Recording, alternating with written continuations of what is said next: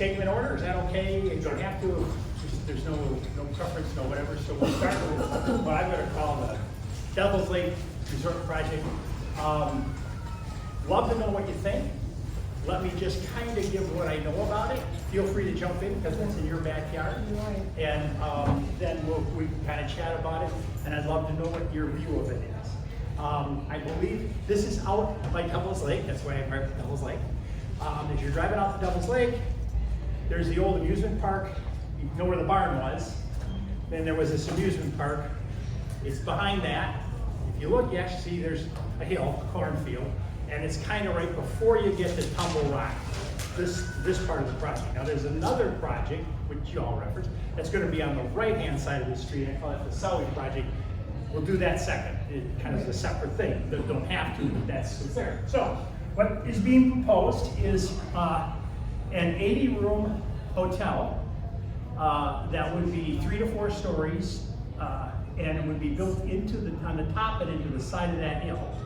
And then 30 villas that my understanding is they would kind of look like the log cabin villas that are out there now. And that would all be tied together into a resort. It's being proposed by a local guy, and he's been public. I'm not Greg MacArthur, has kind of been the spearhead on it. I'm going to mess up the time, so just help me on this. They were in front of the Plan Commission 6 months ago. Yeah, about. Okay, they went to, and what they had to do is, we did a master plan for Baraboo a couple years back. And in that master plan, they zoned most of that transitional agriculture, was said it's in transition, and some of it multi-housing. And then chronologically, the City of Baraboo annexed the property in from the Township of Baraboo, most of it is in. And then they went to the zoning and they said, yes, you can zone it now, you can zone it for a hotel. And that's where planning and zoning kind of steps back, because now it's the city council. Thank you. There's a dinosaur parade going through. They're having more problems than that's it. They kind of went back to the developers to actually come up with a detailed plan of what they want to do, and a pro forma for how it will perform, and budgets, and go find capital to build it. And that's kind of the window that they have been in now for the last, 6 months, 5 months, whatever. They have not come back to the council. Through this process, I would say 5 or 6 times, maybe more, they were asked, are you looking for TIF money? Are you looking for public money? And they have said, kind of, help me out. Not no, but not right now. How did you interpret that? It wasn't like absolutely no. It was They were hoping and they were asking. So as of now, hi guys, please make yourself comfortable. It's like church, you come late. Oh, you're moving the chair, that's not fair. They have not asked yet for public funding. The scope of the project is, it's a big project. It's about a $50 million project. What is 50 million? Well, to put it in perspective, all of the real estate that is in the business district of downtown, what we call the BIG, is 34 million. This is bigger than that. So in terms of scope, as far as what's been built in Baraboo, we've never built anything like this, of this value. I did talk, in preparation for this, I called Greg MacArthur the other day, and we visited, and he kind of brought me up to speed. They do have the pro forma. A pro forma is, you hire some accountants, and they try to do a projection of what the property is going to generate in revenue. And you really use that to go to investors to say, hey, would you want to invest in my project? After you do that, the pro forma gets put on the shelf and doesn't have much use. And honestly, there's a project like this, I'm kind of a bean counter. The pro forma is going to do what they tell them the pro forma is supposed to do. I mean, I'm not trying to badmouth them, they're good people. But the accountant probably says, hey, what does it have to do? Oh, okay, yeah, hey, guess what, it doesn't. And after Greg MacArthur spends $15,000, he's got that done. I've seen a rough plan of it. It's pretty consistent with what they've showed to the plan commission, it might be, I don't quite understand where all the villas are gonna go. And I don't know if they know where all the villas are gonna go.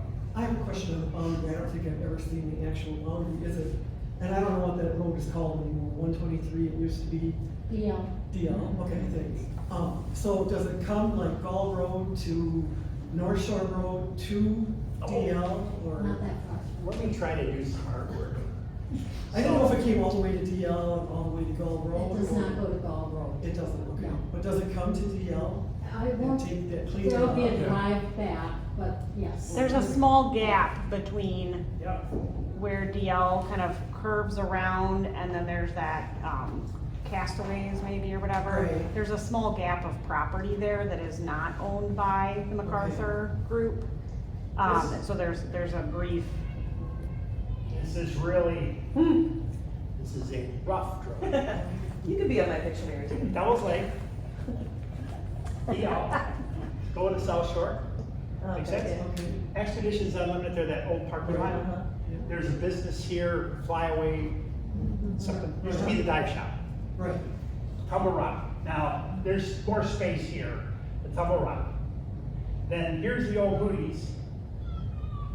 The idea of the, and this is, and there's a bar here behind Tumble Rock. Yeah. Up here is the Tranquility. And up here is kind of Nordic Pines, the old campground, roughly.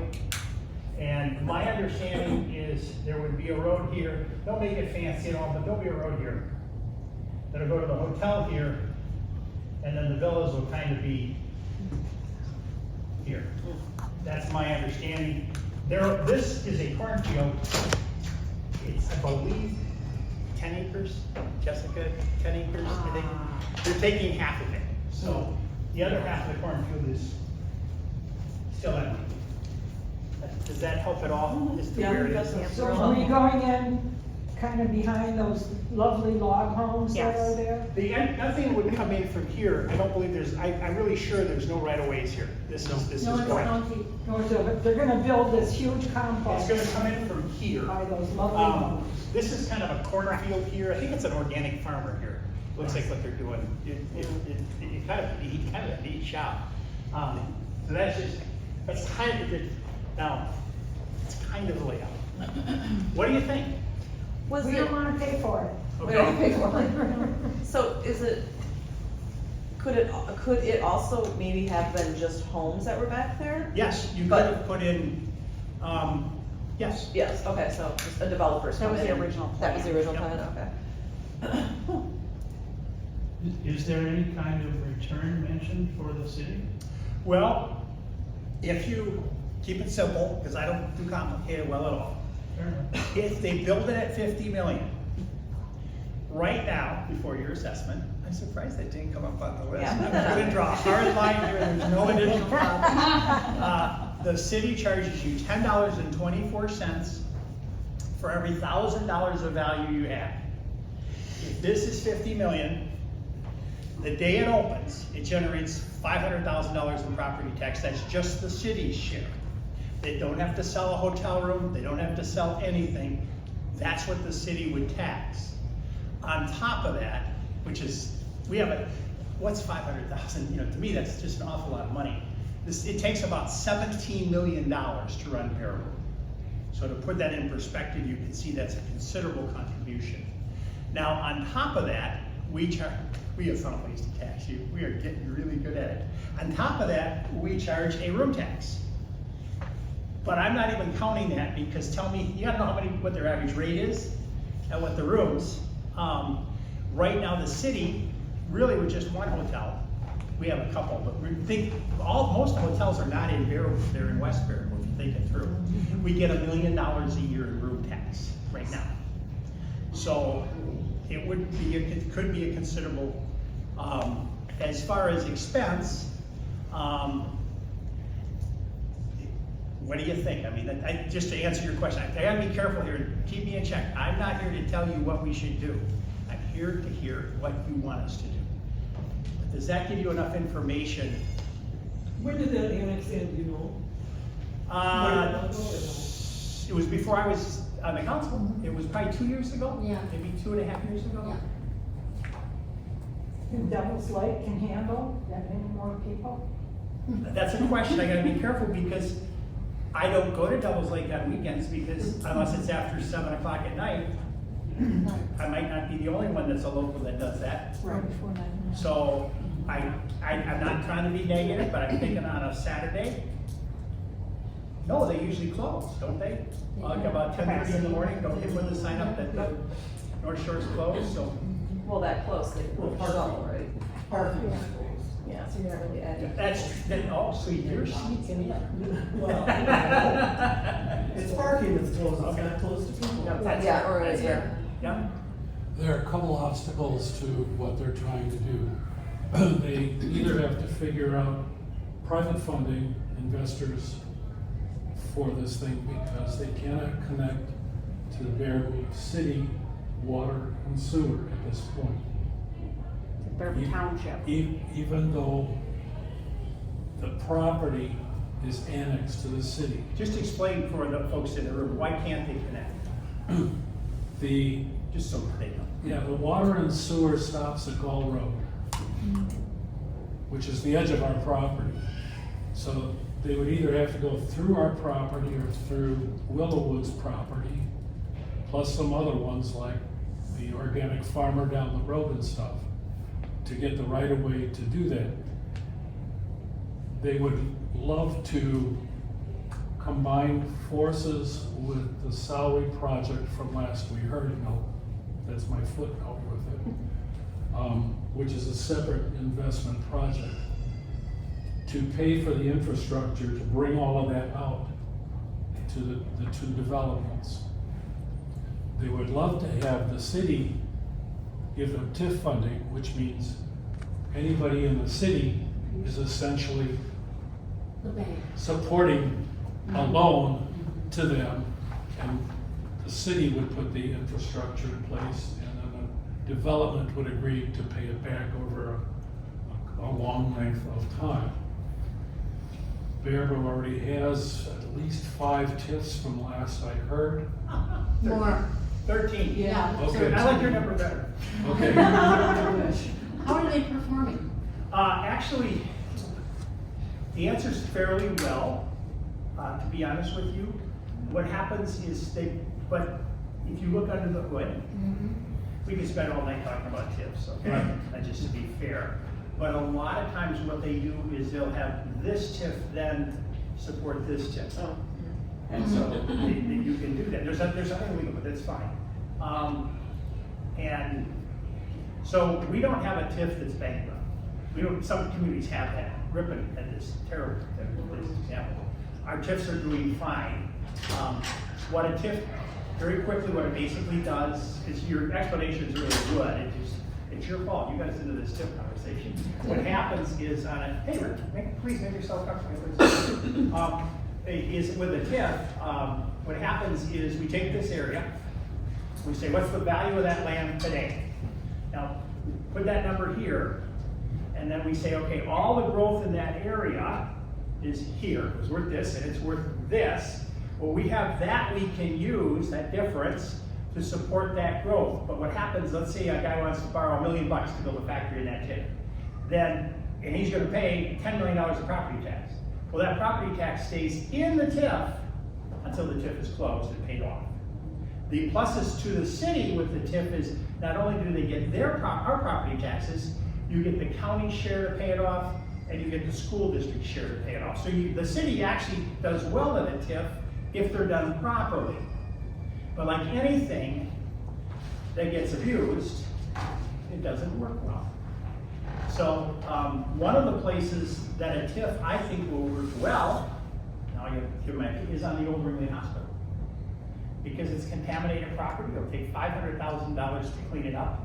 And I think once we clean it up, everybody's gonna benefit.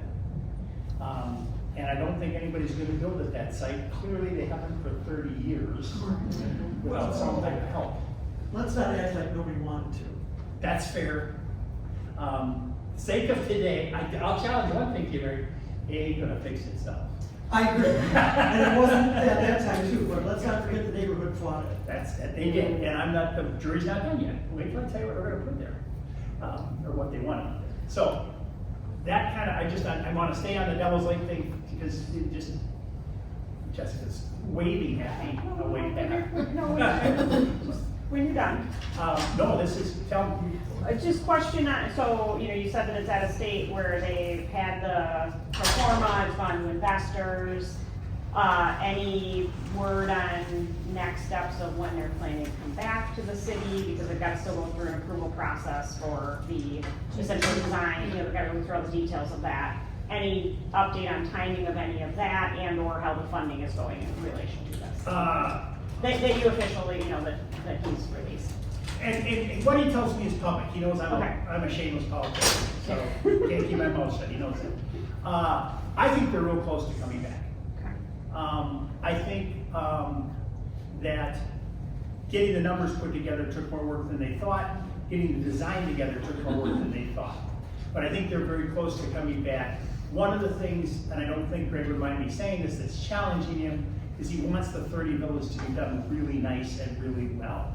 And that's difficult to find somebody that can build 30 architectural villas at the same time. I mean, these are all $1 million homes. And that's, they're probably worth more than that. So to find somebody that can do the, think of the craftsmanship inside, all the exposed wood ceilings, the wrought iron, handrails, atriums, all hardwood floors, all granite, everything. Still, where are you gonna find the craftsman for that? I can't find a guy to redo my basement bathroom, so he's, but honestly, so there. That slowed him down. But I think, I think I would look for that, and I'll announce it when I see it. Wouldn't be surprised if we don't see it in the next 60 days.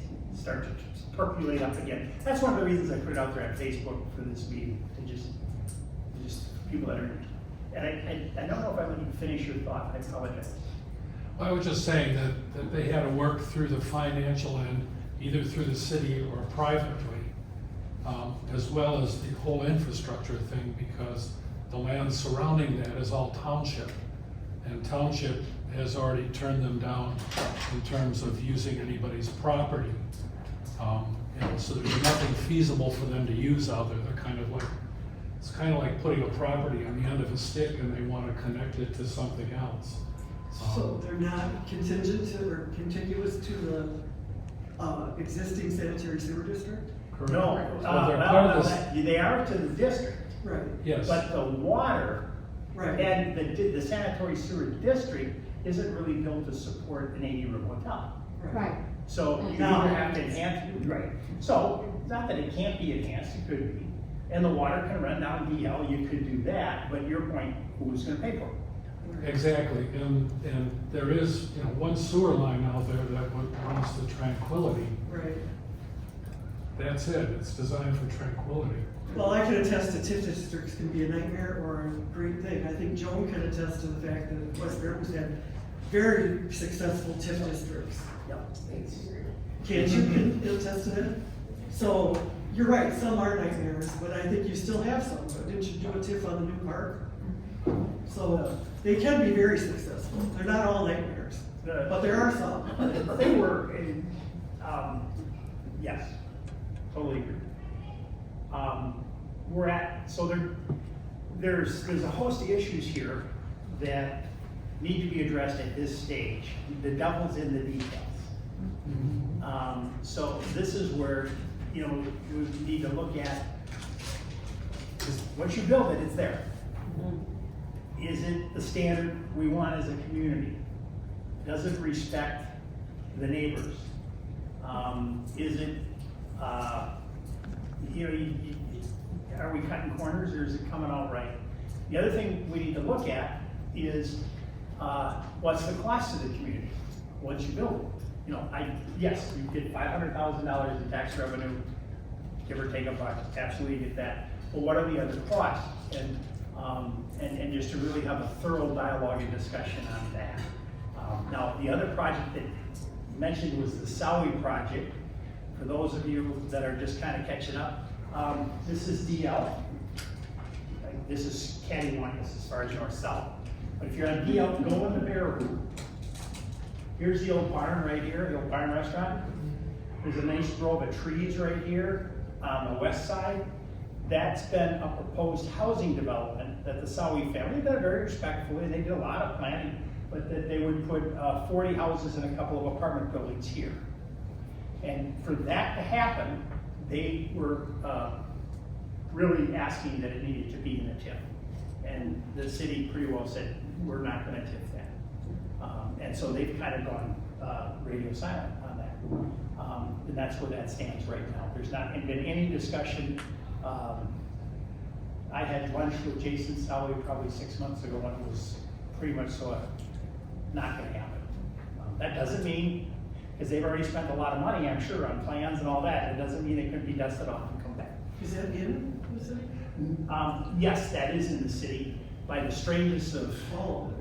the city's here, not here. Then it comes across the road, tell me I'm here, and Correct. then it's not. Yes. And it jumps across on the other side.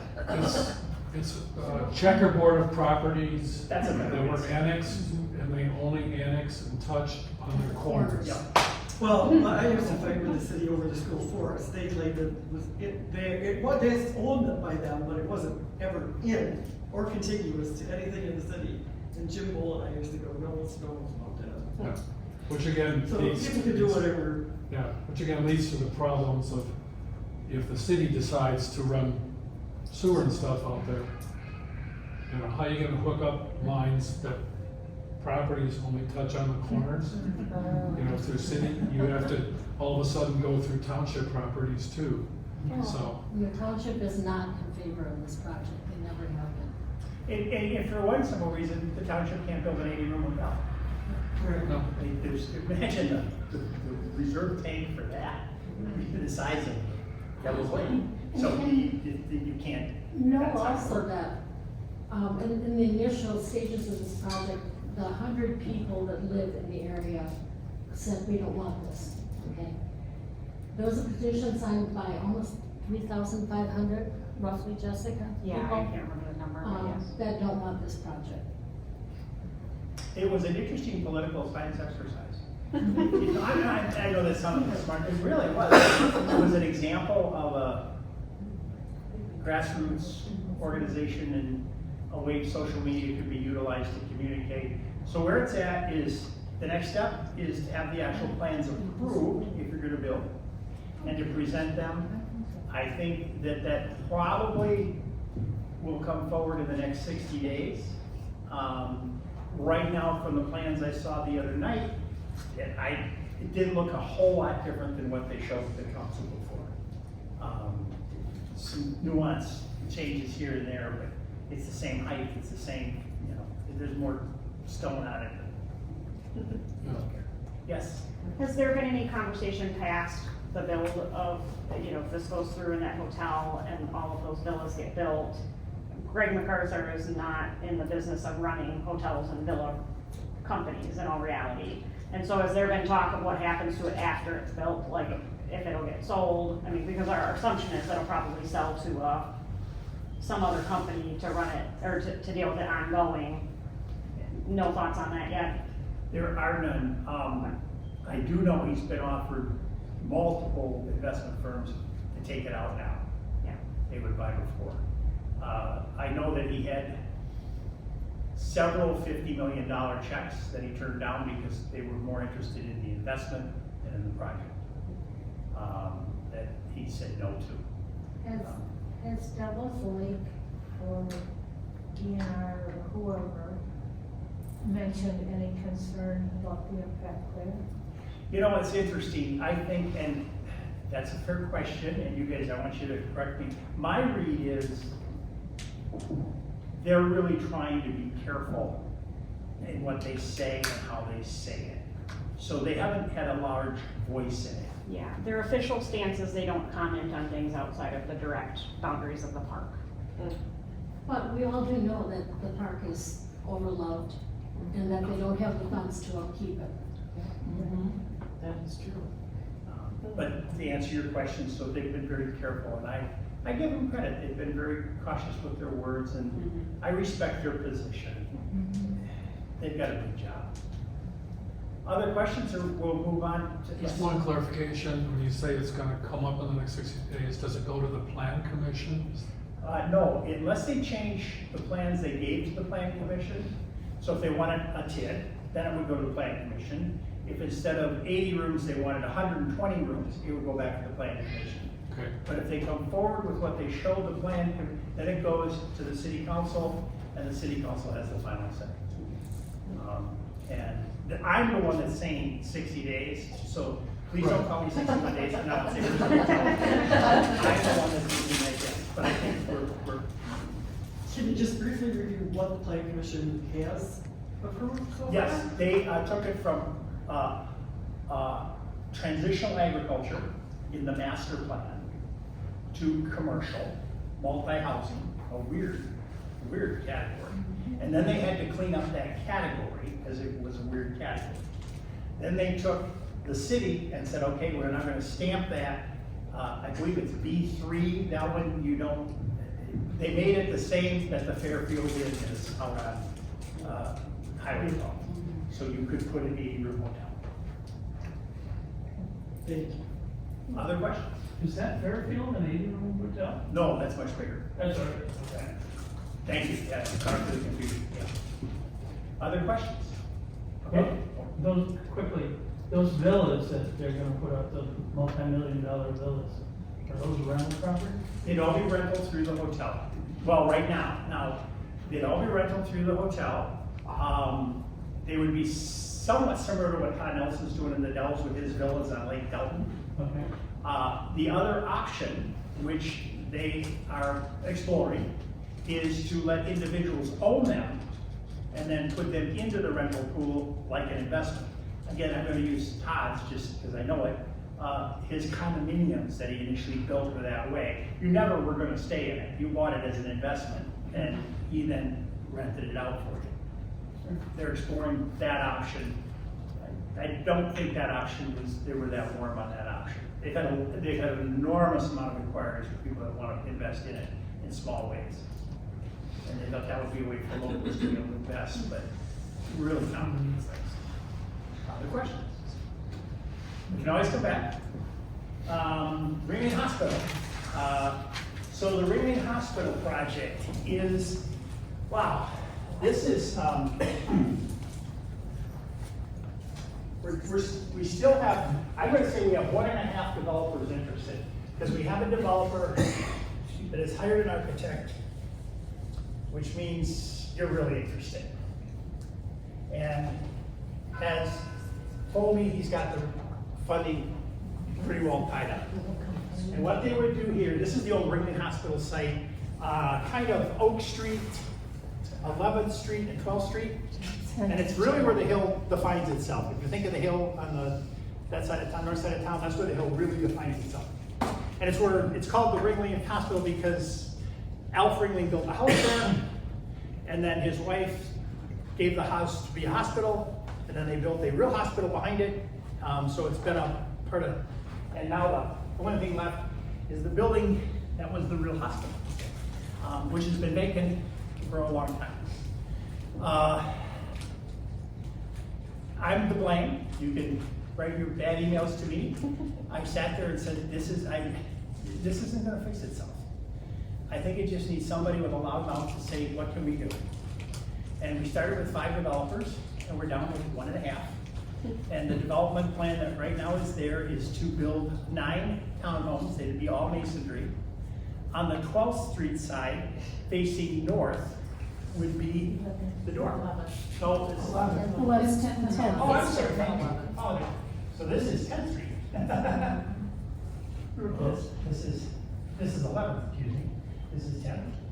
Here's the old house was here, and we can kind of call it a park now, because there's some beautiful foundation work here. These 9 townhomes would be right here. They would be 2 stories on this side, and this would be the front doors, and they'd be like right off the sidewalk. And then on this side, they'd be 3 stories, and and underneath each one would be a 2-car tandem garage. They would be almost what I call a birthday cake or a wedding cake kind of concept. There would be a deck here and then another deck going, and then so they kind of step back. And this would be a park. It's not going to be a park like Oxford's Park.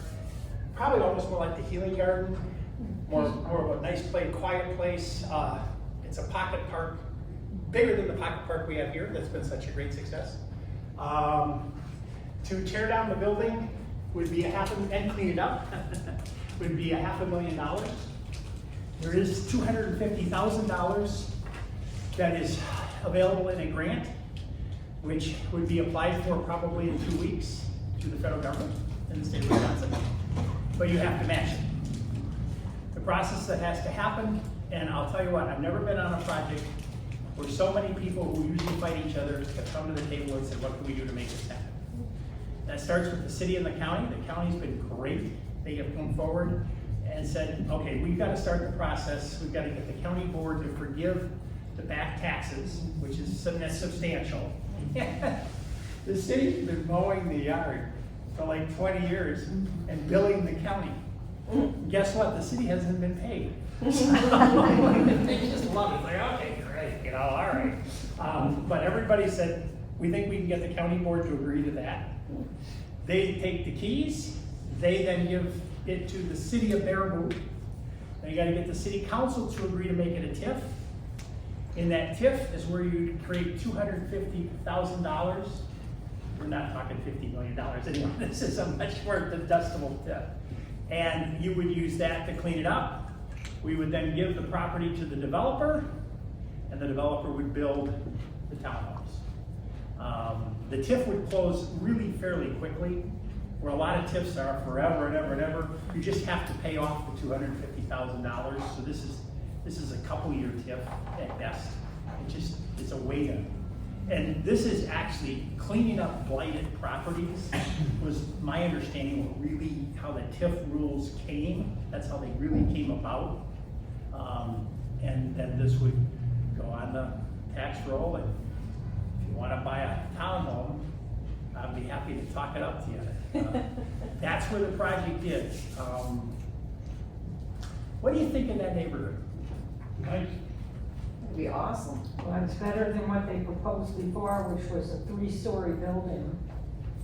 Oh, this is, And we did not scare them away. They found out what it was gonna cost to abate the asbestos, and they walked away. Well, I think long before that, it was a senior home that was proposed, and Bob Pershinger in the neighborhood drove them away. They didn't want the light pollution of the parking lot from a senior facility. It was gonna be a care facility, community, whatever those are called, community care. yeah, They got a bunch of initials. CBRF, whatever. Yeah, that is. CBR, thank you. So, yeah, I don't know if you're talking about a different 3-story project, but it was very nice, to be very nice for seniors, because that was when those were first becoming popular, the CBRFs. And it would have been a delightful addition in that neighborhood, but it got. This has no senior component. There's no requirement that you're a senior. It's residential in that neighborhood. These are residences. I live right across the street on 10th Street, and I think this is the best plan that we've seen so far as far as local. They actually, one of the things in this job is you learn, these would not be condominiums. Right. These would be single-family, zero-lot line homes. I don't think we've ever seen condominiums. And they will have their own HOA, which will be about 2 pages thick in law, as to how you're gonna shovel the snow on the sidewalk, but other than that, you're responsible for your own everything. I learned you don't want condos. So, and only having 9, I think it can fly through bank financing as long as they come with enough cash. And he's telling me he's already got 3 or 4 of them spoken for, so, which is I think, now. Imagine that view. Just Oh like my the God, Catholic store. you'd be like, honestly, from a height standpoint, it'd be like if you're standing on top of the present Ringling Hospital, you're over all the trees. I'm gonna guess you can see the downtown square. Great. So, now, my role as a shameless politician has been to sell the heck out of this. So I keep pushing and pushing and pushing. The job will not be done until we're cutting a ribbon and you can, you know, sign a contract to own it. So it's not a done deal. It's come a long ways. And it's been fascinating to watch all the parties come together on this one. So the state and county have come to an agreement on ownership? We actually, yes, we actually had a conference call where we had the governor's office, we had the DNR representative, we had the person that's in charge of federal funding, we had the treasurer for the county, we had the county administrator, what's Lisa's title, you know what I mean? County manager. Administrator. Yes, on the phone, you probably know half these people, you probably know them all.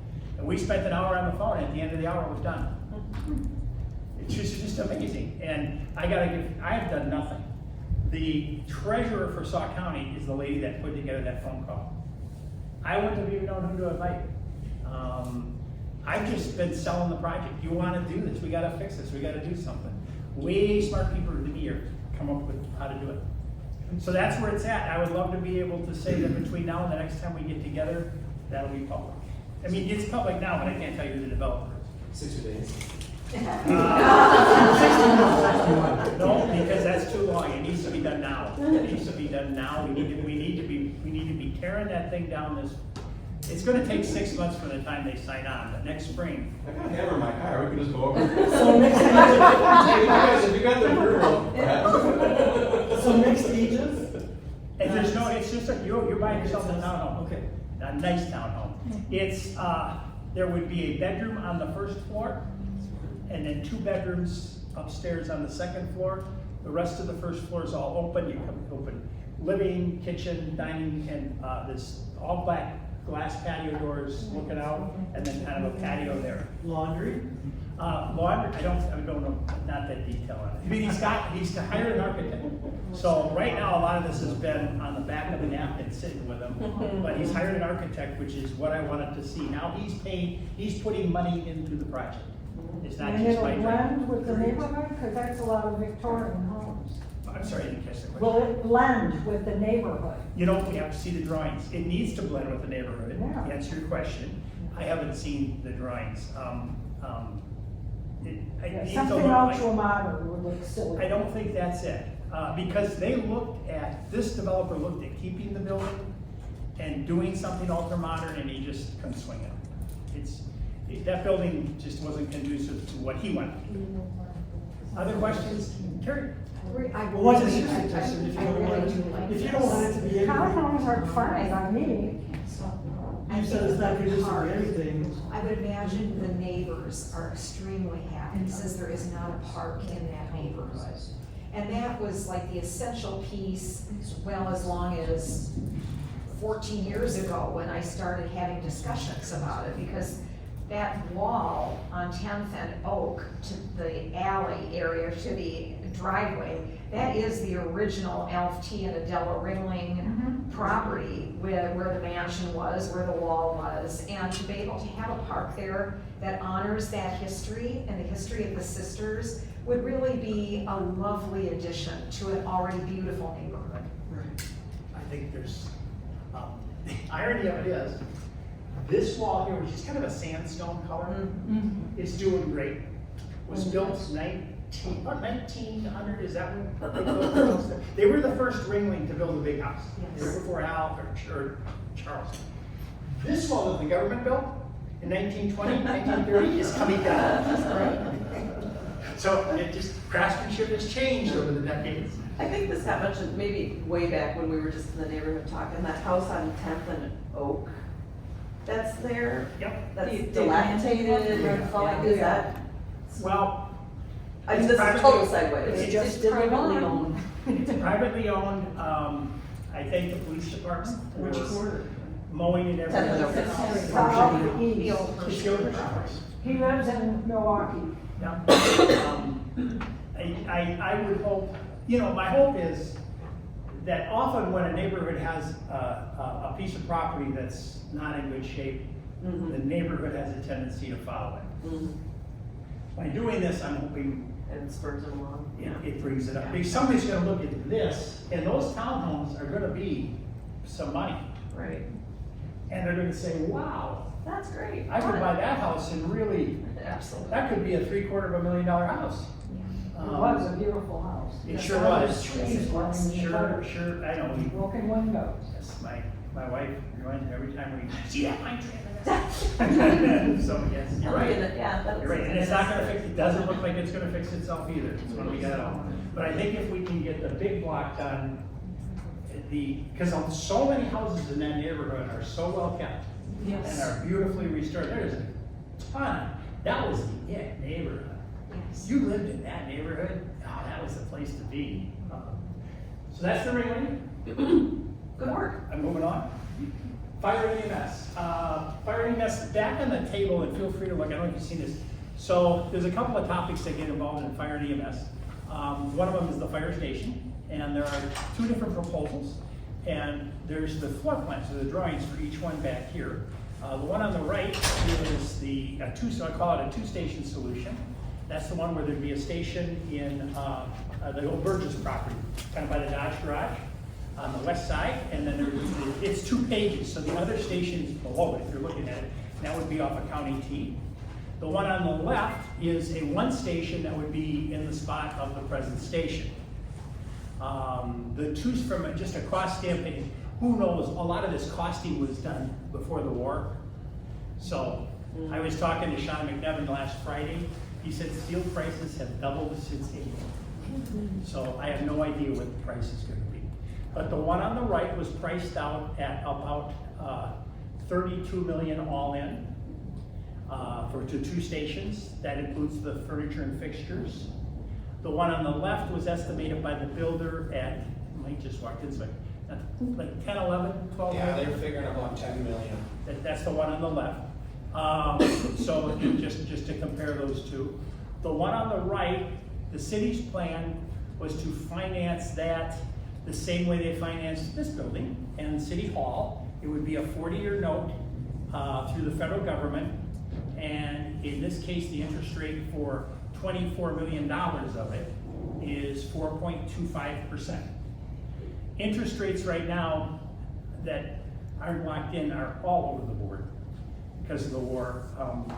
I think I'm just a 5-6% for government to borrow right now is probably not out of the question.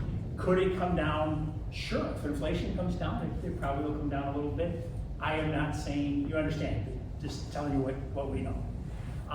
If the city didn't use the government loan to borrow the money, they would have to, they can only borrow for 20 years. Cities can only borrow for 20 years. They don't get a choice. The federal government, we can borrow your money for as long as we want, so they can borrow for 40. And you know, both stations have been, I gotta say, the one on the right has been well thought out. I think we have about, it's your money too. I think we have about $2 million invested in that already. More studies than you can imagine, but really well thought out. And the fire chiefs in the city really rolled up their thing. The one on the left, same thing, well thought out. There's no architectural drawings yet, so there's no money in that one yet. And there probably wouldn't be quite as much. Those are the stations. The other issue which will be Tuesday night at the council meeting, you really want to come? You know, the city council, 7 o'clock Tuesday night. The fire budget has kind of elevated itself to the front page. And my role is to kind of answer questions, give you data, but then I want to hear what you think. We have a fire and EMS district. It's been in existence for about 3-4 years. Fire Chief Kevin Steve did a terrific job of getting I can only imagine trying to build that and put all the detail work that needs to be done and the planning and the bylaws and all that stuff. And then there's an elected, the district itself is made up of 5 members. There's the City of Baraboo, there's the Village of West Baraboo, there is the Township of Baraboo, there's the Township of Fairfield, there's the Township of Greenfield. Did I get everybody?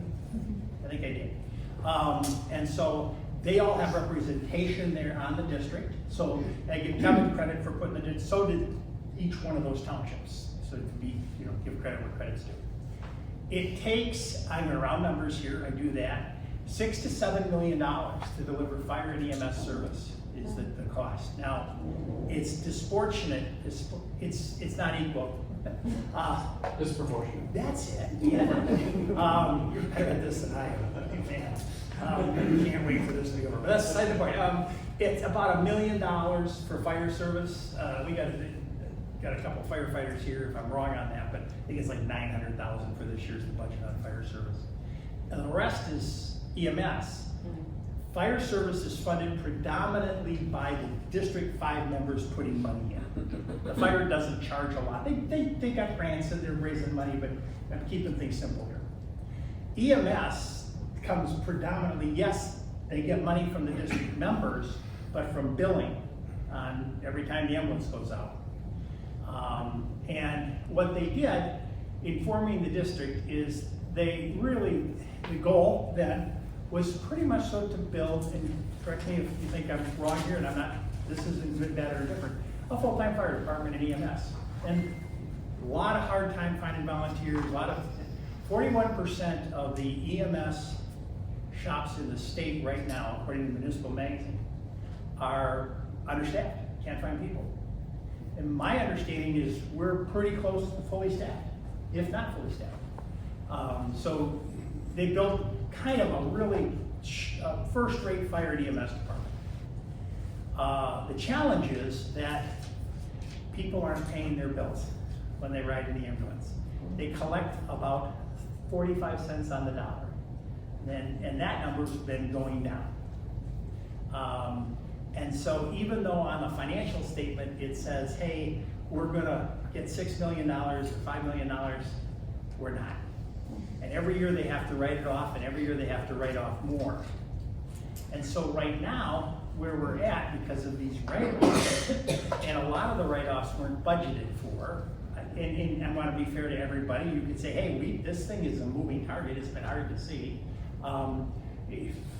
Right now, if you look at it, $2.2 million negative cash in the checking account as a negative cash balance. And there's, top of that, there's about a $500,000 line of credit that's been pretty much totally charged off. So the present financial system we have isn't working the way we'd like it to. Before I turn it over for conversation, I just been a banker for 45 years. Not the end of the world. I'd say every banker in their portfolio has 4 or 5 deals like this. And you gotta roll your sleeves up and work it out. And there's a solution to this. It's not complicated.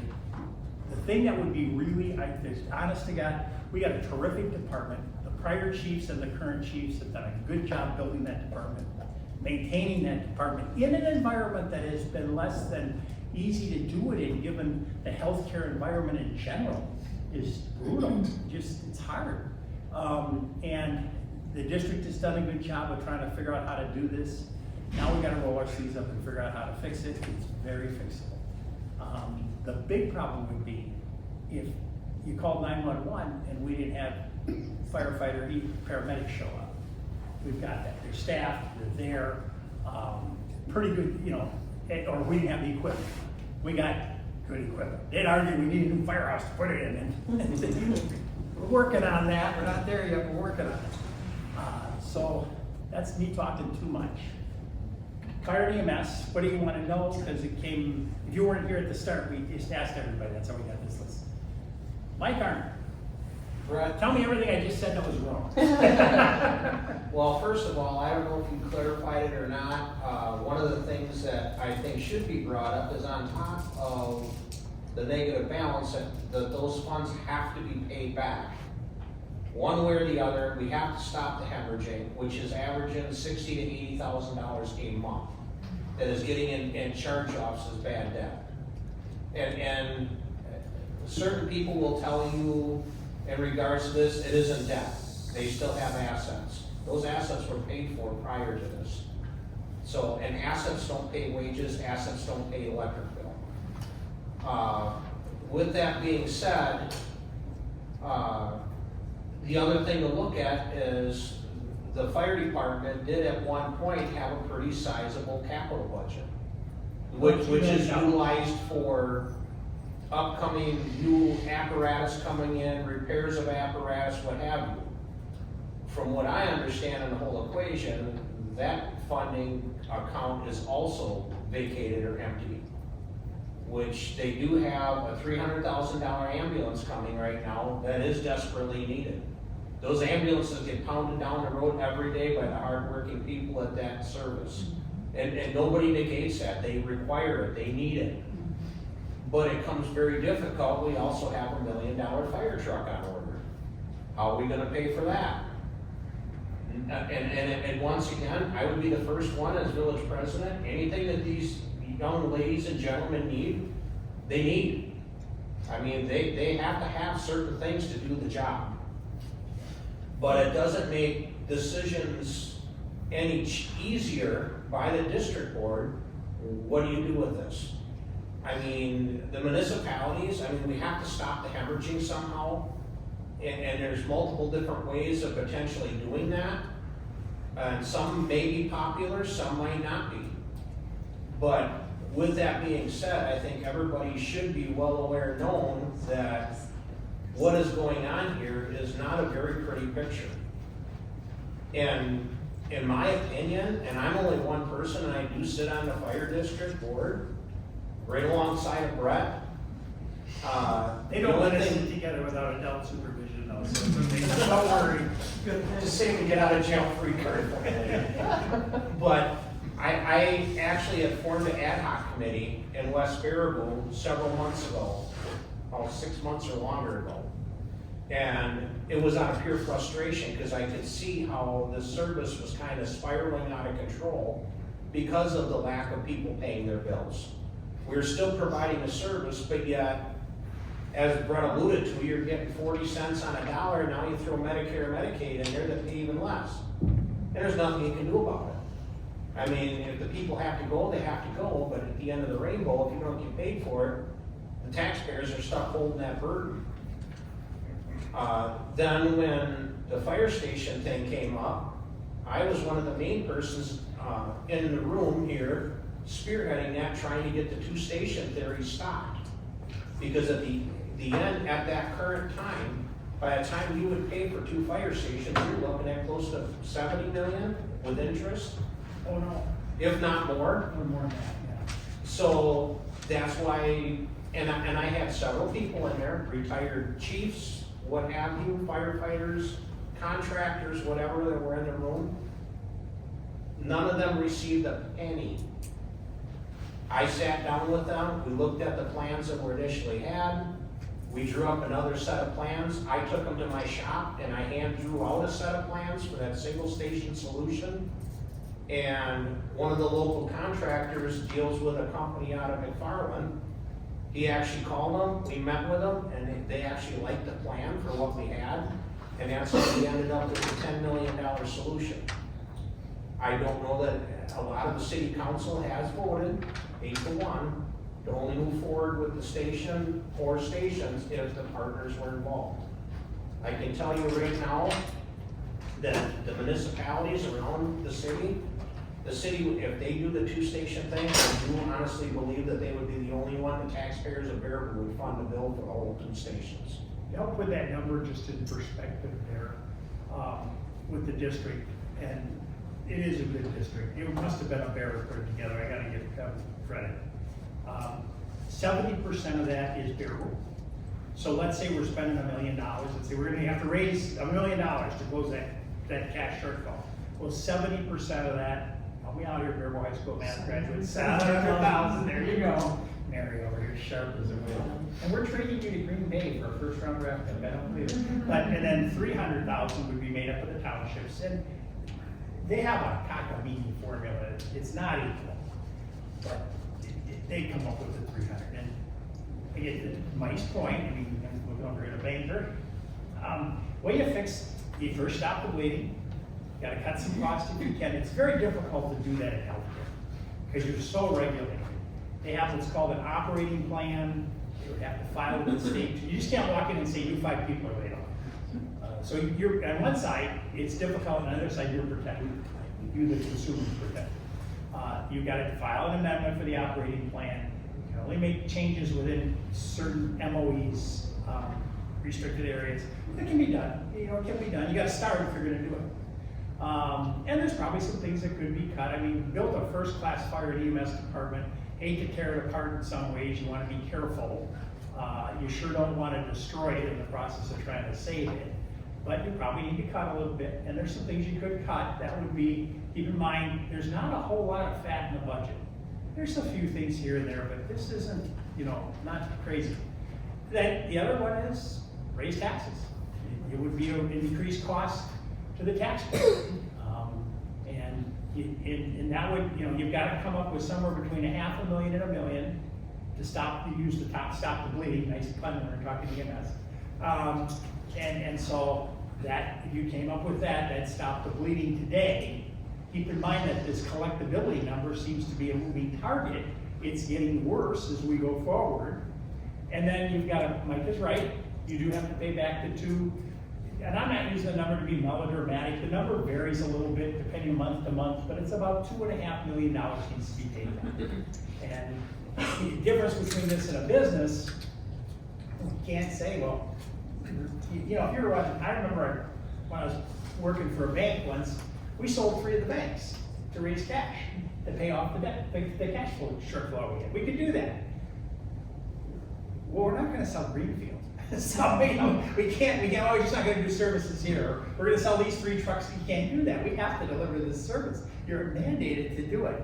So yes, you have assets, but you really can't sell them because you gotta deliver the service. There's some assets you could sell, but they'd be pretty small when it comes to dollars and cents. So you almost have to find a way to, where are you gonna find that $2.5 million? Well, just I'll shut up and let you go. No, keep going until you're done, then how long? Well, the 2.5 is, I don't think you can sell enough stuff to make it up. You could borrow it, the city of Baraboo could borrow it, and then amortize it out over multi-years, so it could be paid off smaller bites at a time. You could roll it into a new station. You could say, well, we're gonna build a, $10, $11 million or a $32 million station. I'm not selling one over the other. Roll it into that and package it into that bond offering, and then you're paying it off one bite at a time. So this is very fixable. We just gotta do it. The problem that's not fixable is what Kevin and Caleb could build that we're lucky to have. If we didn't have good firefighter paramedics, that is a tough one to fix. And they're trying to get volunteers. So those of you in the room that are looking for a little side gig, here's your chance, $30, $35 a call, sign up. But volunteer services in general, our neighbors have volunteers, they're blessed to have them. It's a hard, people are busy, it's a hard road to go. So my question, the numbers that Mike threw out are correct. So it's 2.5 million today of an issue, but it's growing at a rate of between 720 to almost $1 million a year. Is that correct? Or no, more than that. Okay. Like, so if this problem is not solved today, if this problem is, so a year from now, it's 3.5 million. That's pretty dramatic. It could be. Probably a little high. It's gonna be closer to 3 probably. Okay. I don't know. Yeah, okay. 'Cause- But it's not it's a problem that's growing exponentially if it doesn't get That's tackled. the Okay. problem. And then whose problem is it to tackle it? Is it the fire district's problem or the city council, or whose shoulders does this You know, rest on? eventually, at the end of the day, it's the village, the township, and the council. Because they're obligated to deliver fire and health EMS services. The district is kind of the people they put in between to say, run it for us. And they've done a good job running it, okay? Because they're all kind of, I'm not trying to be negative on anybody here. So the district is the one that really probably needs to grab this thing down and take it on. Okay, and figure out a solution, probably at the district, to bring it forward to the council. Right, yes, you're absolutely, you can't, Village of West Baraboo just can't say, okay, it's gotta be, and we all have to get together on this. Now let me repeat that just for once. We all have to get together on this. And historically, we haven't all played together well. But I think that's the first step. We gotta respect the guy across the aisle. Because believe me, for a whole different reason, I had to go out to one of the township's board meetings the other day, nothing to do with this. It's not City Hall. And yeah, you look at it and you say, well, we're only gonna, if we were to dole out the $1 million and they were to pay their share, that's $200,000 for this township. That's not in their budget. That would be a real hardship for them. I have a question about where the write-offs are coming from. It's my assumption, and I may be wrong, that it's homeless people who do not have insurance. Private insurance does not cover ambulance rides, or low-income people, retirees that might have Medicare, Medicaid, that refuses to pay, or only pays part of it. Is that where the, So you're pointing from No, low no, income no. Medicare? am I correct? No. Okay, so where are the write-offs I coming can from? help you with that in detail. I have a report here, which I can show you afterwards. Caleb, the chief, does a good job of reporting, and it's a detailed breakdown of the write-offs. Okay. Most of our billing is Medicare, Medicaid. And there's some folks in the room that are fire EMS, correct me if I'm wrong. And after Medicare, Medicaid, but then there's insurance. The insurance providers pay more, have a higher payoff, they're paying more of the bill than the Medicare, Medicaid. Medicare, Medicaid will only pay X for a transfer, only pay X to pick that up and take it from the house to the hospital. But the ambulance has a higher bill. What do? The insurance company's paying that. Medicare, Medicaid won't. So there's a shortfall there. There's a shortfall there. Then we also have visitors who visit us and never come back again. And there's a shortfall there. Rock climbers. We have rock climbers, we have rock climbers. However, there's a lady, first name is Heather. It happens to be that the person in charge of all EMS for St. Clair lives in Baraboo. And she's been very willing to help, and I've met with her, as well as the president of SSM set it up. We're really no different than any other district fire EMS. They're experiencing the exact same thing. So the majority of the bills are Medicare. That doesn't mean they're not low income. They could be. But it's not that they're deadbeats either. It's just the way the billing's structured. Mike, I probably screwed that up. You raised your hand. Correct me what I said if it's wrong. Well, the thing I have to say about this, and believe me, I don't have all the answers, and if I do tell you that, I'm lying to your face. The problem is with these transfers, there's different types of transfers. You have your interdepartmental transfers that are from here to St. Mary's, here to the VA hospital, whatever. From what my understanding is of this, those types of transfers, the ambulance service or EMS has a lot better chance of being paid or paid to the majority or full doing those, and we have what we call discharge transfers. So if somebody goes into, say, the hospital and they get treated and now it's midnight and then these people need to go home and they're borderline ambulatory where they can't get in a car, obviously we can't send them on bar buddies. So they have to find a way home, so at that point, they're shoved into an ambulance and the fine young men and women that we have in those ambulances take care of them. About 90% of those, if not more, from what I'm understanding, from what I've been told, never get a dime. And those are the types, those are elective transfers. Those aren't, obviously, it doesn't matter whether that one pays us 50 cents or $5 million. When 911 call comes across, by statute, you have to cover it, regardless of what you're gonna make back. But the electives, on the other hand, the fire and EMS district does have a choice of whether they want to continue to do those or not. And that's gonna be a very tough decision moving forward with the district of where you draw that line. Call it Uber. It could be one area that, again, it needs to be a discussion. Obviously, that discussion not only needs to include the townships, and I say that the village has one of these, but it also needs to include, say, St. Clair. Yes. I mean, and they've been a great partner on this. We really are fortunate to have St. Clair here in Baraboo. we go from that to this, that's kind of ironic, isn't it? And so, again, so it's, we do have a financial problem.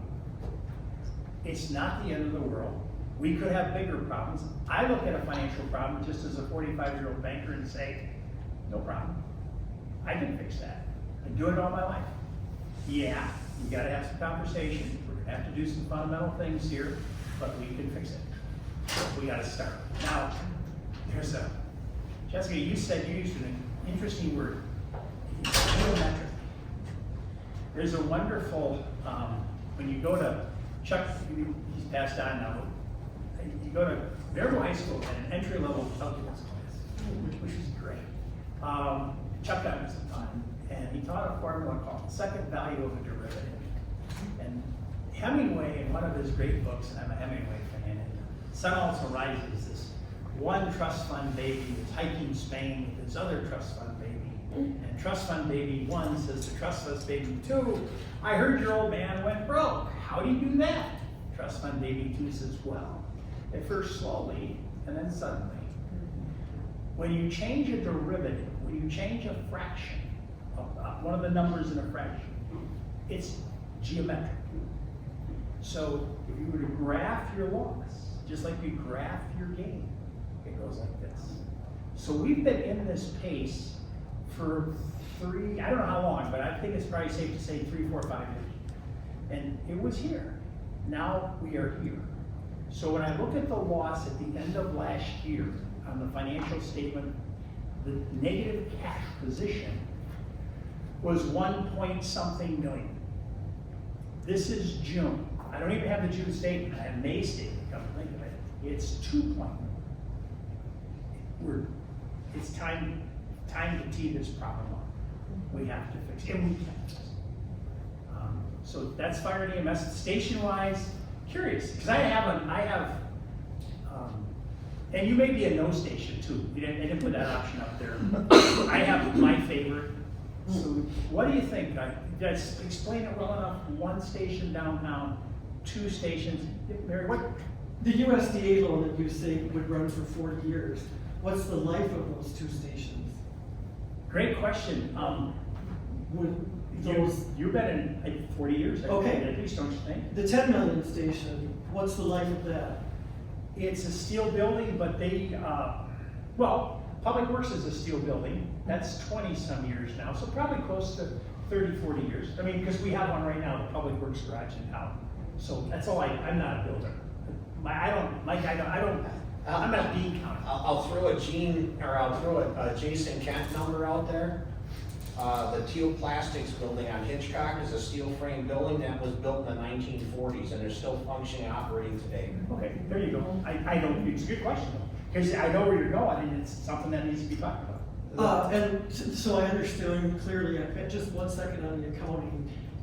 You're not stating clearly that it's a City of Baraboo debt or problem with the accounting. It's the district-wide problem. Thank you. Yeah, and I wasn't trying to imply it's the City of Baraboo's problem. It's the district. It is the district's problem. And it becomes the district's problem to solve. Yes. Okay. It just, the district doesn't have any money or taxing authority. Right. It's gonna be all the 5 numbers. Well, I'm not afraid to tell you I'm on 2 stations, but I'm leaving to a place where there are more than 1 station. So I will tell you that. Why do you want 2 stations? Because I'm happy to tell you. The station we have now has served its purpose and served it well. It has gone over and above what it's been asked to do. Starting with City Hall years ago, starting with an attorney's office in part of it years ago. But we didn't have it. We didn't have a BD bypass. Oh. We didn't have Greenfield Estates. No. We didn't have east of T, the Stepford Village. They all look alike, the houses and the people all look alike. We don't have a north border. We didn't have a north border beyond City View. Right, and Spencer Court. And we didn't have Spencer Court. I won't have anybody left living in the city by blood, but I can speak to the wonderful ambulance service that my family has had to use, and grateful for it. If my parents, God love them, had still been in Victory Heights, I'm not sure that the timing for the fire, save the basement. That's stuff. It can be replaced. If it's not even insured or not, that could be replaced. Ambulance, I got somebody in my family, west of BD or east of Greenfield Estates that is still in the district, and they're flopping on the floor and they can't get there because somebody can't get through the city. There's something going on. I just can't believe that there's a fight against multiple stations. Okay, if you want to fight about the locations, I get that. I just cannot believe that people who care about their constituents and the people who live in this district can think that one station, which you could call it centrally located if you want, maybe it is, maybe it's not. I can't believe that you think that one station for 30 years, look where we've come in 30 years, can provide the services that this city needs and is going to continue to need if you want to continue to grow. You asked me how I feel, and that's how I feel. I want to give a shout out here because you touched on one area, Mary. So we have this old building, and it was a city hall. Kevin was given like $500,000 to renovate that so that it could become up to speed, and he didn't even spend the whole amount. So we have really, thanks to those guys, have gotten our fair return on investment out of that. Now, unfortunately, present station, if you feel like the present station is adequate, you're certainly entitled to that view. But I really would encourage you, and I don't want to do this without their permission, but I think they wouldn't mind, to go through it, take a walk through it. Or the next fire open house, which is a lot of times we do these downtown fairs, the fire department has open house. Again, you're entitled to that view. So, 2 stations, other views, or the same view. Right. I appreciate everything that Mary said, and I have nothing but respect for Mary. I have for years. But I do have to differ with her theory, because an ambulance is fine and great for the medical, and it's a very, very important, pivotal part of the service.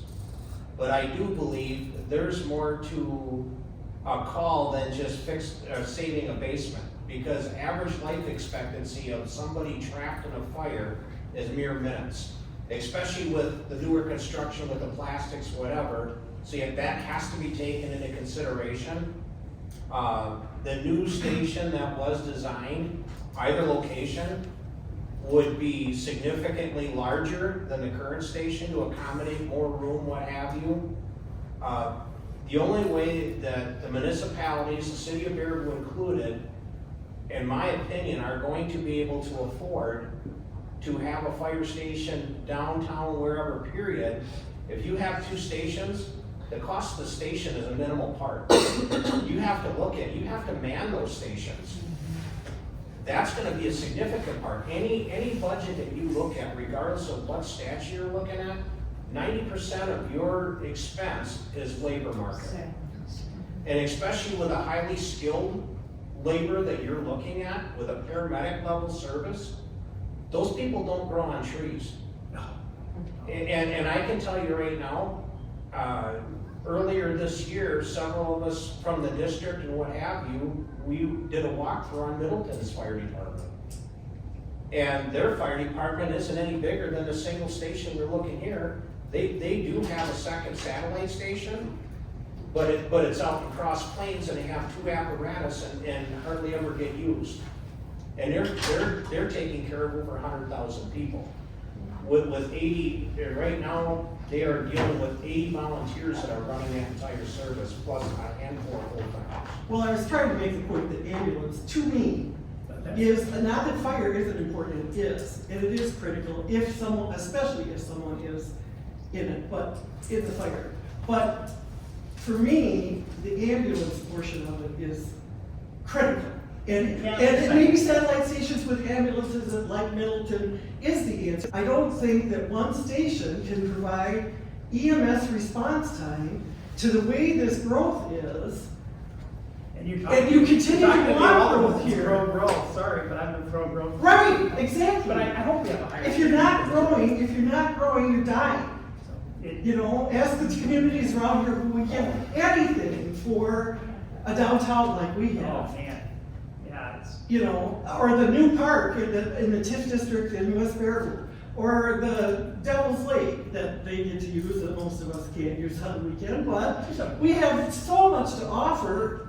But if we cram ambulance and fire both in one station again and continue, my fear is the response time for ambulance and fire, yes, absolutely. Fire is just as important as ambulance, but I get it. ambulance is life and death. Not that fire isn't, but it's not always. Ambulance is literally life and death. Other thoughts, other people. So I will chime up here a little bit. We often are referring to, and maybe a lot of you do or don't know all the operational, how things operate. When you refer to the term EMS and ambulance, the paramedics and fire, often a lot of other municipalities refer to them as two separate entities. We have two different groups of people. The way our district works is the majority of our staff is dual trained. So your ambulances, a very large majority of the select few that are not, we have air packs, we have all of our fire gear, we have everything on them. So they will respond right away, whether or not one truck goes, we pull a crew from there, they staff the engine to get the fire engine out the door. So we dual roles in everything. So it kind of assists with our response, just so everyone's clear that it's not two separate. Like we don't have EMS only necessarily in the fire separate. So that does play a role into the overall big picture. But when we talk about finding individuals, and it is very challenging to find paramedics right now and to hire them, and it's very I said hard. about half or 40-some%, they don't have the people. They would kill to have our problem. They'd love to have our problem. Oh, it's only financial. I can't staff a rig. We put together a program 3-4 years. This idea of shared was thought of 3, 4, 5 years ago. And when it was thought of, it was kind of cutting edge. It was kind of out there. Now, everybody's trying to copy it. So it's, yeah. And as a district as a whole, I can say that we're very fortunate that our past model with our pay per call, before we went full-time, we had a very large response among people that came. A majority of our career members right now were those people. So when they're not working on shift, they live within the city, they come off duty. So we're very fortunate. Not a lot of other municipalities that have full-time departments, they have the luxury of having those individuals live within blocks. They live next city over, they live an hour away. You know, we've created something that's very good, and we have a very strong group of individuals, and I think that's very worth mentioning when we talk about this as a whole. So if I call 911 for an ambulance rescue, it doesn't mean that that another rig of the fire department is coming with it. I want to make that clear too. Not necessarily. I mean, you know. There's different levels of There might different be the things. paramedic vehicle or the director. You might get the red The truck, SUV, the SUV as you right. refer to it. So it's very easy for dispatch to dispatch an ambulance. It doesn't necessarily have to be fire and ambulance for every call.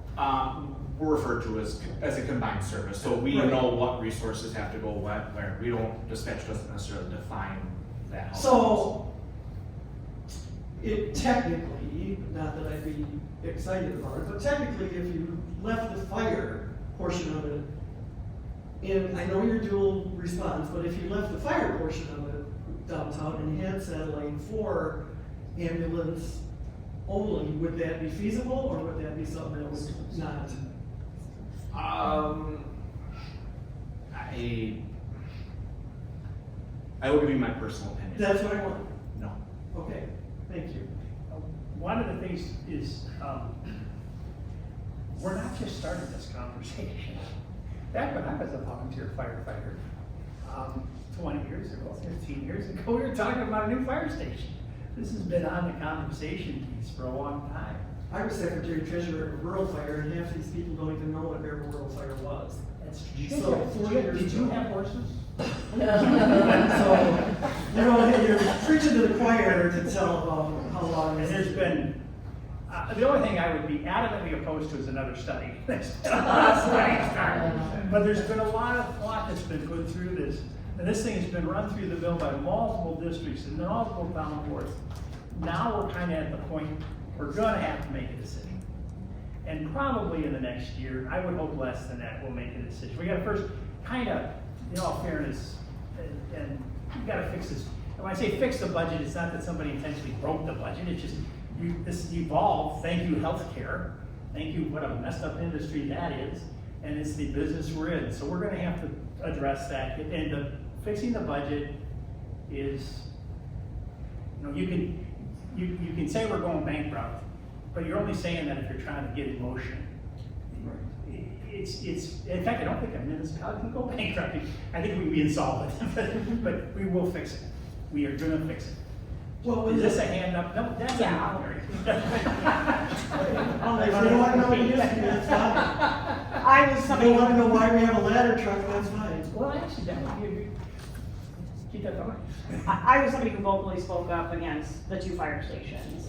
And I put some time and effort into studying what other towns were doing that were of similar size, of similar geography, of similar makeup with the multiple townships that they were serving. And I saw multiple examples of towns that were building and adding on to or providing fire services. And many of them were doing, Platteville was a great example. Some similarities, some differences to us, but they're similar size. They have a broader range of municipalities than what we have at the town in Baraboo. And they were building a new firehouse or expanding on their current firehouse for a fraction of what the original proposal of these 2 were costing. And as Middleton was another example. There were various different areas that were of similar size and geography to ours that had significantly less of a cost factor than what was being proposed for the 2 fire stations. And so I went to city council and spoke up and challenged them to consider other options, because I believe the other concern of mine is that decisions like this, where we're spending upwards of $80 million to build 2 fire stations, when you include all of the financing and other things like that, are some of the things that many of the taxpayers are saying we can't afford. And I believe that there are ways that the problem can be solved to provide the very upscale services that are required, provide the needs for the fire and the EMS without spending $80 million to do it. And that was my challenge back to the council at the time was, I understand that the current situation may not be adequate, it might be not fully meeting needs, but I also don't believe that it will cost $80 million to meet those needs either. And so finding some more middle ground that is more tolerable to the taxpayers while still considering everybody's safety. And so that was my challenge back at the time in speaking up against it. Yeah, this isn't what I think we should do. I like the horses, but this is, what do you think? What are your, not Mary now. What did Carmen ring the bell? Now you're not gonna talk to me, that's off. No. But, I am old, yes, I am, and I remember when the apartment buildings were built down here, and it was a concern. Then the motels arrived in West Baraboo. Oh, we need a ladder truck. Who paid for it? The City of Baraboo and the village of West Baraboo. Not the townships, we were a district back then. Where did those calls come from? Silos in the townships. Thank God we had a ladder truck. So I'm just saying that it doesn't have to be just the city. Or, Mike, when you say if that's the way it's gonna be, then the City of Baraboo will be the only ones paying for it, is that a threat that you guys are gonna go out on your own? No, that's not fair. You need to look at the interdepartmental agreement that was drafted by the city. That's the way it currently says. And the village and the townships had nothing to do with drawing that document up. That was done by. Did you sign it? Huh? Did Yes, you we agree did. to it? Yeah, the city's the one that drafted up. It says right. Well, that happens all the time with any intergovernment agreement. One, they don't both draw it up. You have one drawn up and then you talk about it. Do you know what it says in there? I have not read it, I will admit that. What it says in there, that any new structure, any fire station that is to be built has to be owned by the city, and they will be on the hook for the entire amount for 20 years. Right, but I think you also mentioned about the debt, the ambulance debt, that it would just be the city that. Oh, no, would take it. that's on all of us. Okay. We Then I misunderstood you. Well, No. that's my fault there. I kind of blend city and district. And one of the challenges, again, I go back to, this glass is still 2/3 full. Right. You talk about, you know, we have over 2,000 calls, fire and EMS together, a year. That's a lot of calls. And so when you look at some of these other stations, and I appreciate what you're saying, they're not even close. And so the challenge that the fire folks have had for a decade is how do you protect Baraboo from both an EMS and a fire standpoint? You got this wonderful little community of 13,000 people. I have no idea what we got. We throw 16, 17,000 for everything. Yeah. And yet we have a call volume that's equal to Middleton or greater. And yet, so we got this budget that is for a nice little community of 16, 17,000. And we've got a demand that's for a community of 50,000. So they've done a really good job of trying to figure out how do we do this? How do we get people to show up? How do we get it so we can be more efficient? Hey, how about if we put the ambulance stuff on the fire truck so that we can go to a car crash without a separate, those kind of things. And so what we're left with is a first rate, because of the work over decades, or at least the last 10 years, a first rate fire and EMS service and a budget problem. I can fix that all day long. The other one, Then fix it. a bad, well, I haven't posted my solutions yet because this is a listening session. Is the state also a part of the district? Because if 50% of the calls are coming from Devil's Lake and No, the that's not. tourists and. I don't think the camera caught that. Can you ask that one more time? Well, what percent are coming from Devil's Yeah, I Lake? don't That's know. what, what percent of those 2,000 There come are a from lot of Devil's Lake? sirens, I can tell you that. So in one of, I have an easy solution for that. Can I at least on this one tell you my solution? Yeah. To put it in dollars and cents, it shows up on the fire side, not the ambulance side of the state. On the fire side, y'all in West Baraboo pay about $50,000 a year for fire service, and that's fair. Town of Baraboo, you pay $90,000. You pay $40,000 more than West Baraboo for fire? Yes, you do. What are you, idiots? Why do you do that? Because of all the calls at Devil's Lake. And yet, how much do you benefit? You guys must be rolling in the dough from these calls. Where are you putting all the loot, man? Every summer, there are multiple sirens every single day, you know. Here's the simple solution, honestly. Everybody pays for the Devil's Lake calls. And you collectively, we need to continue to pester that. We did get the government now pays for the Circus World Museum calls. So we need to, I think you need to step back and say, you know, the formula made a lot of sense on a piece of paper. You pay by the number of calls. Sure, that makes sense. But it doesn't make sense. So you just take that block of calls, everybody pays it, and then everybody needs to call their representative in Madison and say, this is stupid. You guys need to, we still will deliver the service because we have the expertise. We rock rescue. That's a hard one. You're there all day if you're doing a high angle rescue. And I mean, it's as many bodies as you can get out there to do it. So we're the best guys, best people, no gender, to do that. Is that uncommon? The other state parks in the state of Wisconsin, are their costs being paid by the state? I don't think they have the call. They don't Oh, have, they don't, okay. We've got 3 million visitors Yeah, here. that's right, you're right. If it's owned by the state, have we built it yet? Have we tried to build it? I don't know. That's a good question. That's where you bring up the point, so I gotta be a smart aleck, snotty, but, and I hate to say it, but the way you make, and I'm trying to make, your idea is not what I want to do. But on that one, that's just, come on. Let's get over that. What else? Fire EMS, station, light? Just one thing, Brett. Sure. The other thing that you have to look at is obviously whether you're building 1 station, 2 stations, whatever that scenario means. And it has nothing to do with Kevin or anybody else. I'm looking at it from a financial aspect. We're really struggling as a district to keep our heads above water and make sure we have money to even pay our employees at the end of the month. So with that being said, and that's with no new station, and I am the first one in this room to tell you that we do need an upgraded station. Regardless of where them chips fall, they need it. That building is how many years old? 60, 70 years old, whatever it may be, or older. They do need an updated station, and I do not negate that.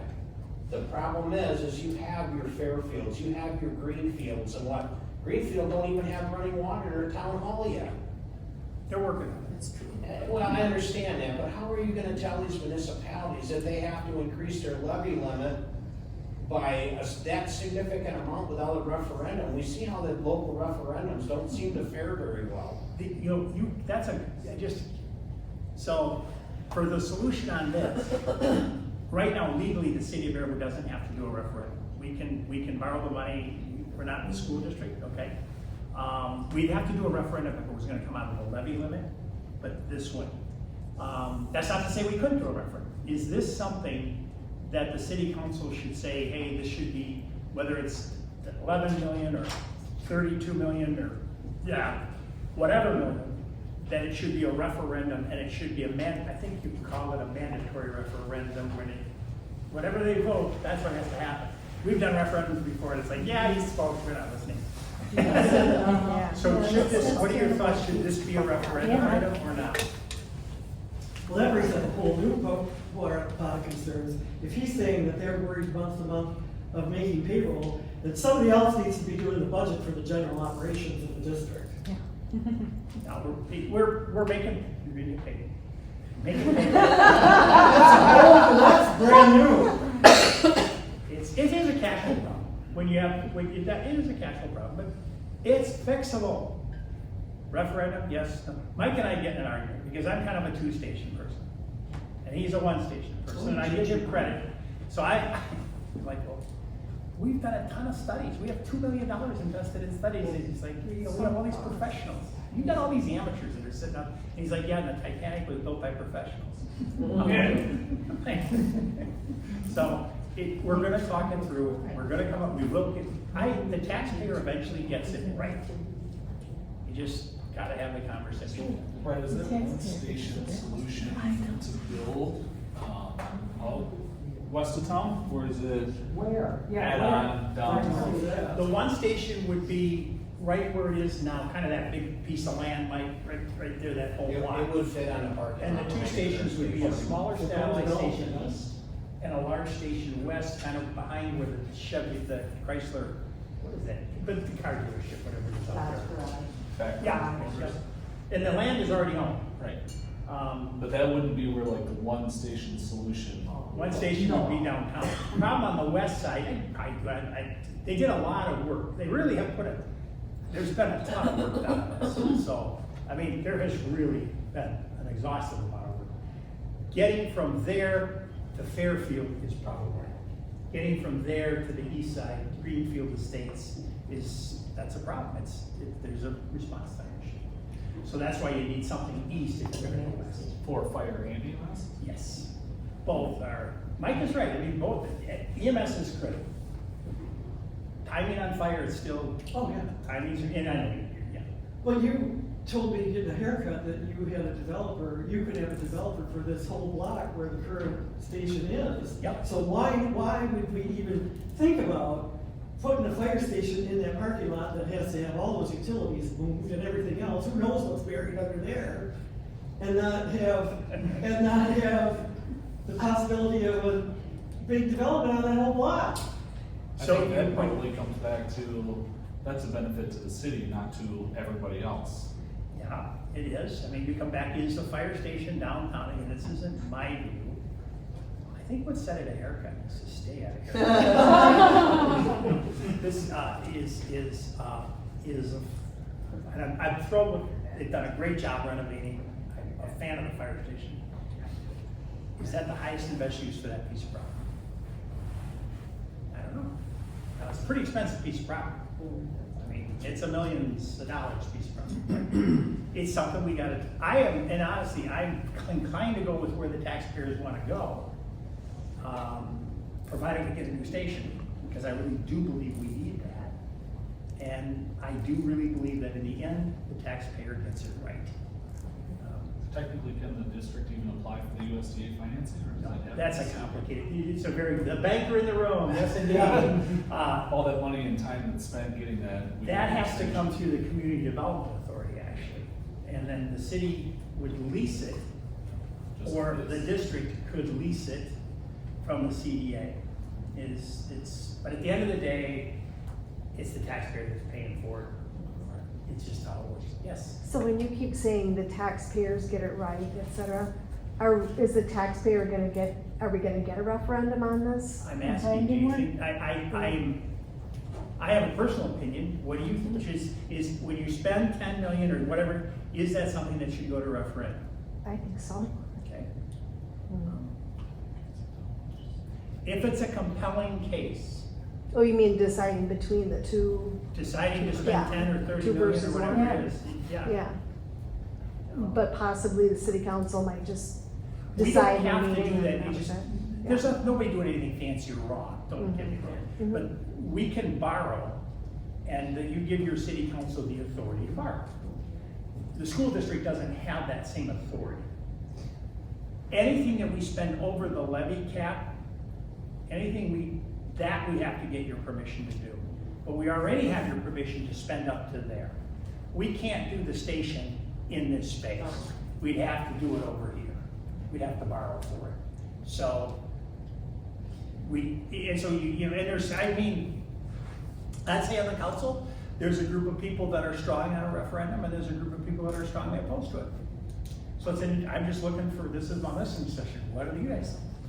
Clarification on the referendum, are you talking about a city referendum?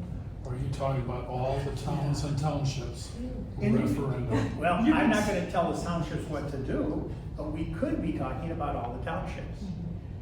Referendums aren't free.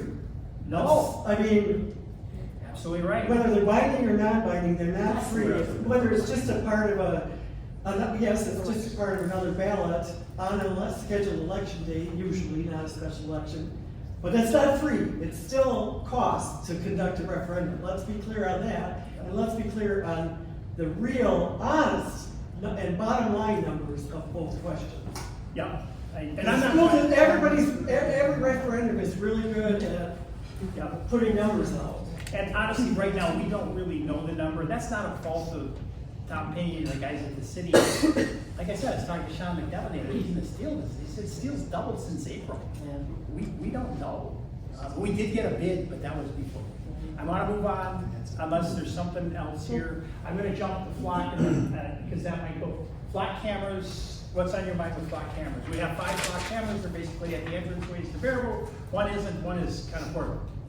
They take a picture of your license plates, and if you have an issue, it red flags it. Yep. At the last talk about this with the flock cameras, it was never answered as to what happens to the data, whether it's passed along to the state, to the feds, or just used locally, that sort of thing. We control who uses the city of Baraboo controls who gets access to the data. So That who didn't does? answer the question. And right now, it's just the city of Baraboo. Do you know? And what they're doing is we're in the process of writing up, it's in draft phase, the facts and the rules for that. So they're working on that right now. So they're writing the rules after they put it in place. Yes. We're looking for directions. Whatever the trick. Then I would say cover them up until they have the rules hammered out. Okay. Other thoughts on flock cameras? Is there a potential for the data that he's talking about to be shared statewide, countywide?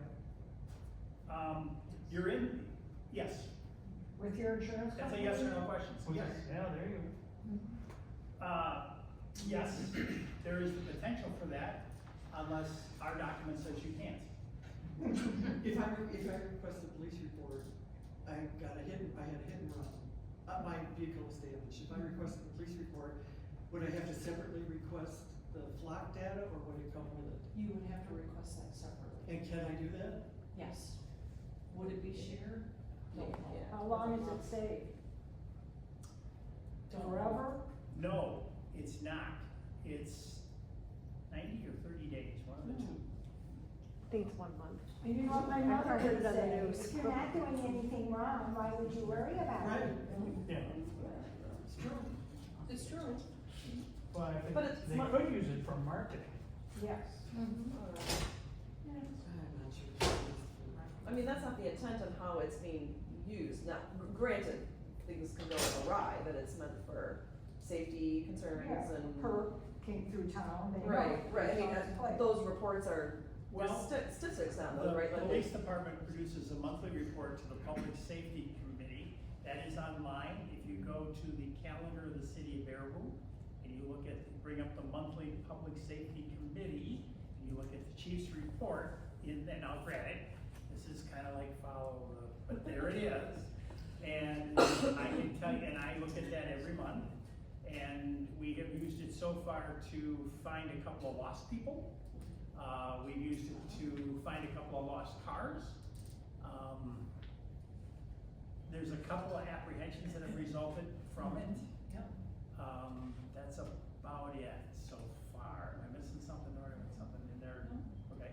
One of the things that I learned in, must have been in the sheriff's forum or something, they had said that Flock is a company, which the reason why a lot of cities are disbanding them is because Flock themselves, that software is not as secure as maybe another company. Yeah, that was another company or brand. Another Motorola. company. Another vendor. So maybe the idea of having license plate readers is a good idea, just not Flock. That's possible. One of the things, so since we had Flock put in, I'm gonna go on this, I think it's Appleton, Oshkosh, Madison, not sure about Middleton, and 2 or 3 other towns have fired Flock. And the reason that they have gotten rid of Flock is because we just have cameras at the entranceway. But if we had cameras throughout the city, I could begin to track your patterns and use AI to determine, they call it hot mapping, to determine where you are. And we don't have that ability in Baraboo because once you come through one of our gateways, that's where you get flocked, if you will. You're not gonna get flocked ever again in the town because there's no other camera. But they had like dozens of cameras. And that was, so lately I watched that as a big issue. The data safety, the encryption of it, it's equal to the encryption of the Defense Department. I'm not sure that's good or bad. And I couldn't tell you what that is. So it's a fair concern. It's obviously something we're watching with everything. I mean, you give us your credit card to pay your water bill. We have the information on you because you own your house. We know more about you, and we have that someplace in City Hall in some database. Your bank has all that information. So it's the world we live in, but yes, it could be breached. So Brett, have there been any conversations about this topic at the city council? Oh, God, yeah. More at public safety, excuse me. We had a lady here at the last listening session, if you were here, and she was wonderful. You could tell it took all the gumption she had to come and talk.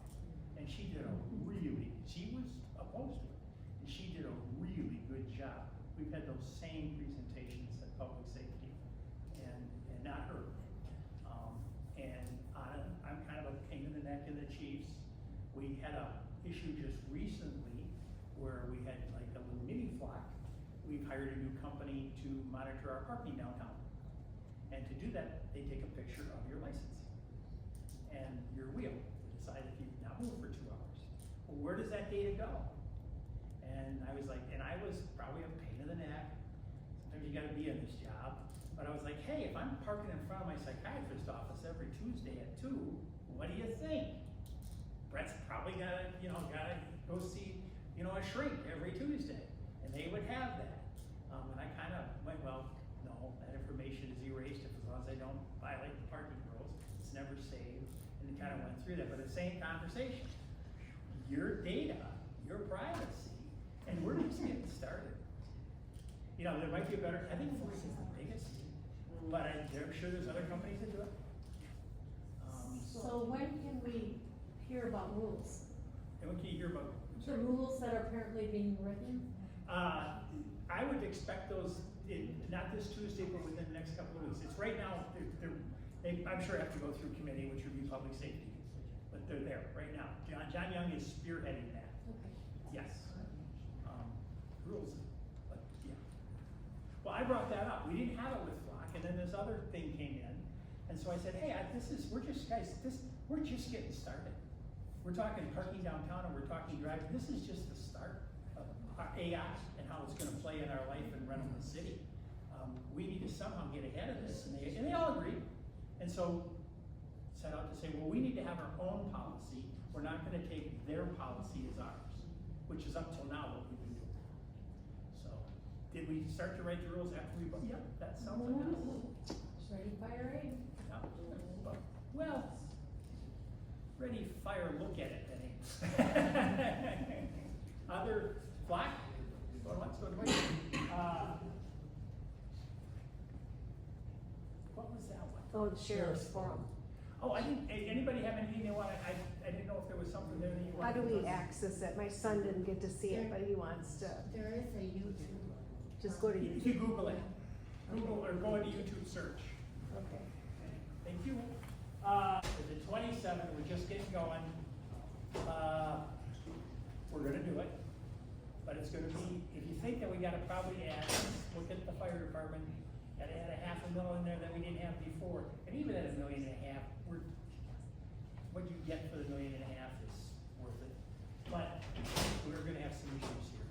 Swimming pool is probably not gonna be in it. The swimming pool probably will not be in the 27 budget. This is probably the last year for the pool. We're trying to work on some solutions for that. It's just, guys, it's worn out. And this, we won't make it, all we need is one major blow up this summer and it's done. So we're just trying to get through it. We have to come up with some solutions there.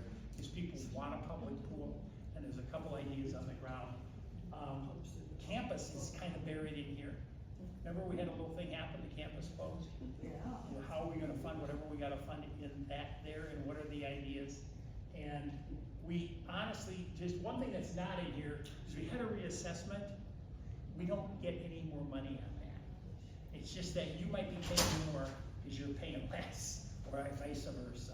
So it doesn't really bring in any more money. It's still gonna take us $17 million to run Baraboo. 11.5 of it comes from you, and the rest comes from other sources. State share revenue, that type of thing. Civic Center, if you're up on that, the senior center's moving out, so that'll open that space up. And Boys and Girls Club, I think I can say it okay, have been given an $800,000 grant to find a new building. So, What's happening with the civic center? well, the seniors are moving out. They're gonna have a- Just the seniors and? Well, and there's people, and the Boys and Girls Club are looking, and then the city has put out an RFP for developers for proposal on what to do with it. Oh. That's why everybody's moving on. That would probably be why, yeah. Where are the seniors going? The seniors are going to the Toro, where Leon Bless used to be. So, questions on that? Other questions? Do you think like a question? No? With that, I've talked too much, and I said 6, it's 4 to 6. Unless, I'll hang around if you got other questions, let's do that. Probably do another one of these in the fall, September, something like that, or we get a little closer to the budget. The Toro building, for those of you who aren't natives here, if you take a left on Line Road, like you're going to the country club off of DL or the former 123, and then another left into that parking lot, that huge warehouse building is what we call the Toro building. And in the part of that Toro building will be the new basketball center, senior center. It'll be really nice, all on one level, new kitchen facility, it's good, and lots of parking. It'll be a nice change for them. Not that the Civic Center wasn't, and really served its purpose. But they didn't know from year to year what the city was gonna do with the Civic Center, so. Right. You know, I'd rather have a building that is historically and architecturally significant and has been well maintained, and trying to figure out what the heck to do with it, Right. than to not. When you look at the problems with it, there's not a single problem we can't fix. And when you look at what we don't don't have, it's not very much. We're really pretty blessed as a community. So if the worst thing we have is a budget problem in the fire department, and that's fixable, and trying to fix, that's not bad. But then some of our people are still moving to Green Bay. It's not a budget problem in the fire department, it's budgetary problems in every department. And you can thank levy limits back 30 years ago and the boys in Madison. So until we get levy limits, you're gonna have referendums that fail because referendums are emotional. Yes. I have a silly question. I used to work downtown, so they no longer have somebody going around with chalk marking. We do. Yes, they do. But you have a computer AI thing also? No, we're about ready to have a computer AI thing. The computer templates, the new system. Right now, we Clock have, is for- right now we have the same system. The same system right now is a couple of guys, they'll chalk the car, come back 2 hours later and arrange You work it. downtown, you say hi to them, Yep. no? But there's challenges with that. Believe it or not, that might be considered unconstitutional, the chalking. I know. And so you're looking The at, sign says 2 hours. and actually, the price for, to Yeah. take pictures and do it. I didn't is see a sign. Really pretty small. Oh. The money's in the 2 guys that are walking downtown to Oh, chalk the yeah. cars. That's where the cost is. So it's really, and there's some advantages, and I kind of fought the new system, but in the end I voted for it. There's some advantages it gives. Guys are friendly. You can, yeah, so, but yeah. And they're like, I just didn't know. kind of, make us feel safe. Absolutely. Any other questions? Oh, but thank you. Thank you.